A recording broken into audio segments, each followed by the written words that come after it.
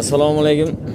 Hurmatli gruppadoshlar, Instagram obunachilari, qishloqdoshlar, Koson tumani O'rta Obron mahallasida xullas choyxona ochilgan. Qo'shoq buvamiz hamma taniydi.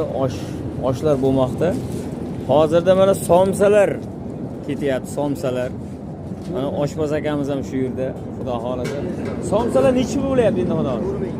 4000 dan. Go'shi qanday ichida? Yegan odam mazza qiladi. Qaytib kelib yana sizni qidiradi yo somsani qidiraman. Xudo xolasa mana nomerni ayting aka, nomerni qo'yamiz. Kodimini sizga telefon qilib. Nomer nechi? Kod nechi nomer qo'yaylik?